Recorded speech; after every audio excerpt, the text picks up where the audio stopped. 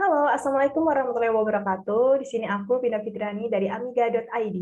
Jadi, di sini aku bakal ngejelasin ke teman-teman semua mengenai pajak itu apa sih. Buat teman-teman yang kepo, jangan lupa untuk tonton video ini sampai selesai ya. Jadi, yang pertama aku bakal ngejelasin ke teman-teman semua mengenai pajak. Apa sih pengertian pajak itu? Jadi, pajak itu adalah kontribusi wajib pada negara yang terutang oleh orang pribadi atau badan yang bersifat memaksa. Setelah itu, kita juga harus tahu nih teman-teman, sistem pemungutan pajak yang ada di Indonesia. Ada berapa sih sistem pemungutan pajak yang ada di Indonesia? Jadi, sistem pemungutan pajak yang ada di Indonesia ada 3 nih teman-teman. Yang pertama, ada Official Assessment System. Yang kedua, ada Self-Assessment System. Dan yang ketiga, ada Withholding System. Jadi teman-teman, kita juga harus tahu mengenai wajib pajak itu apa. Jadi wajib pajak adalah orang pribadi atau badan. Contoh dari orang pribadi adalah karyawan yang mendapatkan penghasilan. Yang kedua ada badan usaha. Contoh dari badan usaha seperti PT, CV, koperasi, dan lain sebagainya.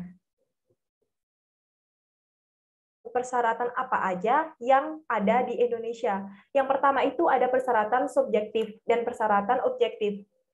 Persyaratan subjektif itu adalah persyaratan yang sesuai dengan ketentuan mengenai subjek pajak dalam Undang-Undang Pajak Penghasilan tahun 1984.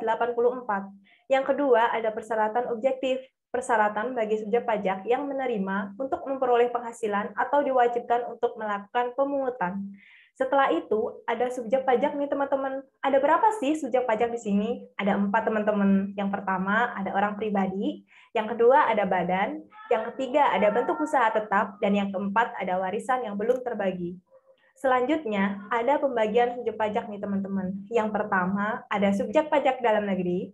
Yang kedua, ada subjek pajak luar negeri. Dan yang ketiga, ada bukan subjek pajak. Setelah itu, ada subjek pajak dalam negeri nih teman-teman. Di dalam subjek pajak dalam negeri dibagi menjadi 3. Yang pertama ada badan usaha.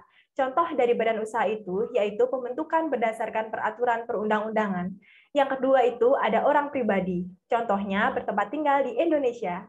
Yang ketiga, ada warisan yang belum terbagi sebagai satu kesatuan menggantikan yang berhak.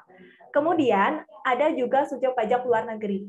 Subjek pajak luar negeri dibagi menjadi 2 nih teman-teman. Yang pertama, ada orang pribadi, yaitu orang pribadi yang tidak bertempat tinggal di Indonesia atau berada di Indonesia tidak lebih dari 183 hari dalam jangka waktu 12 bulan.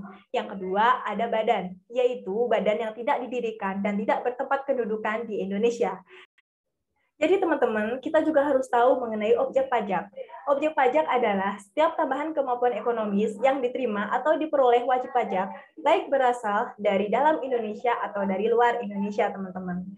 Sebagai wajib pajak, teman-teman, kita wajib mendaftarkan diri kita untuk memperoleh NPWP. Apa sih NPWP itu? NPWP adalah nomor pokok wajib pajak yang wajib dimiliki oleh wajib pajak. Buat teman-teman yang masih kepo mengenai pajak itu apa, teman-teman jangan lupa ya untuk kepoin akun sosial media amiga.id. Sekian dan terima kasih.